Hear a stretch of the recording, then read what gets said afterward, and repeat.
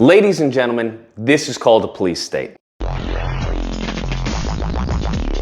Oh my goodness. So this story is an absolute tragedy, and it's really emblematic of how much leeway law enforcement has when it comes to rights of American citizens. It's gotten to the point where they can do anything and darn near everything, and it's really up to you to prove them wrong. If they say that you did something, well, under a court of law, their word is held as evidence, and it's up to you to prove that they are incorrect. It's gotten to the point where, thanks to the Republican Party and thanks to our Supreme Court, that year after year after year after year, law enforcement has gotten more powerful, bigger, more corrupt, and unsustainable. There's no way that anyone can hold these people to justice. There's none. You look as far as how many cases have been won against law enforcement, and there is quadruple that to how many times people have been incarcerated, have been left bankrupt, okay, their images marred thanks to false allegation or false claims or corruption from law enforcement. That is what's happened. When it comes to police brutality and they justify it under law, then we have a problem. When they can trample your rights, my rights, everyone's rights, and you have a Republican Party who is applauding this, and then the Supreme Court who's saying, yes, absolutely, that's okay. We don't have a country anymore.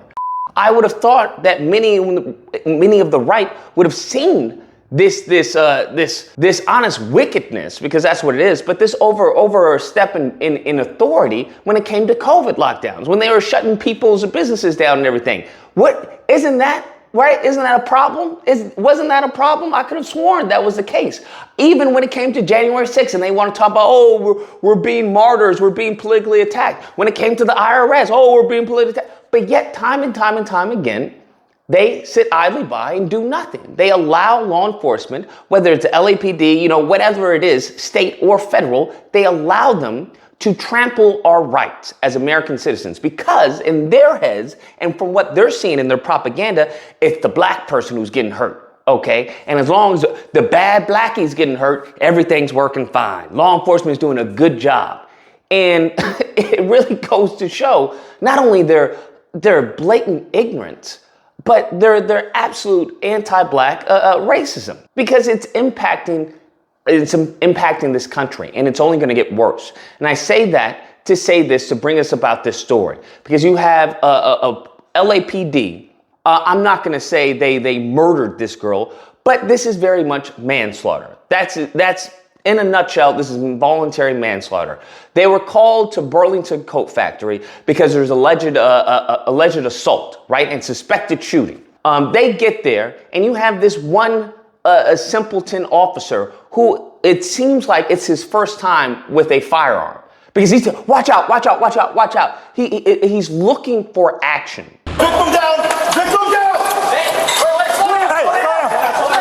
slow down. Let me take point with the rifle. Hey, back up.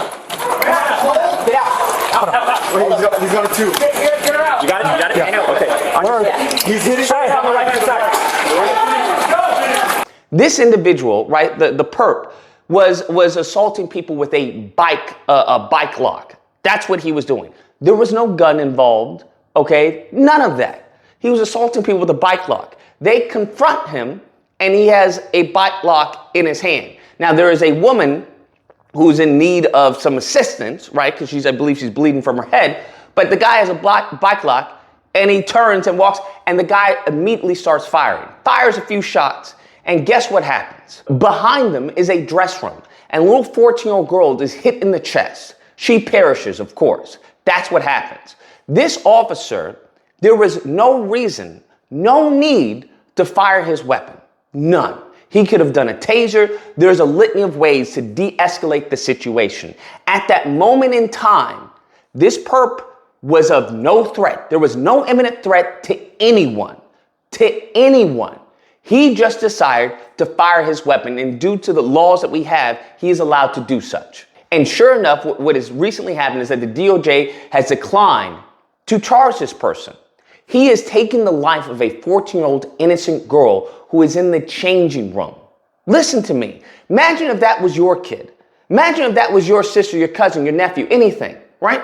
Imagine if that was one of your children okay, or a loved one that was taken from you due to the trigger-happy response of law enforcement. And now the government is telling you, the DOJ is telling you, hey, he didn't act without the intent to save him and others from imminent threat and imminent harm. So there's nothing we can do about it. There was no imminent threat or imminent harm at the point of him firing that weapon. There was no one around that individual. No one he could hurt. Nothing. There was nothing that justified as far as lethal force. Nothing.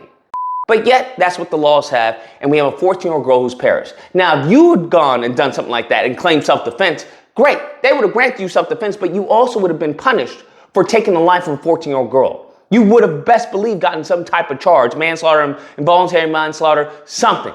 Heck, you may find a lawyer who may even try to charge you for murder, okay? Well, based off the totality of the circumstances, given their Facebook posts and their Instagram posts, it seems that they had a vendetta against this individual, right?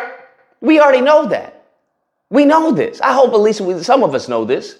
But I'm sorry, this is an injustice that has happened. This officer, gun trigger officer, took the life of an innocent 14-year-old girl and nothing is being done about it. Nothing. They are telling us that the laws allow these individuals to do that. That's what they're telling us. They're telling us that as long as they are, during the course of their duties, that if innocent life happens to fall by the wayside, so be it. So be it. Now you tell me, whose life did he save? Whose life did he save with a bike lock? Huh? No one. He didn't save any life, but he took a life. But we're supposed to go idly by and applaud him. Oh, they're so brave. Look at them protecting us. They do more harm to everyday civilians than they do a benefit. Prove me wrong. Change my mind. They do more of a harm every single time than they do a benefit. They escalate things. They're improperly trained.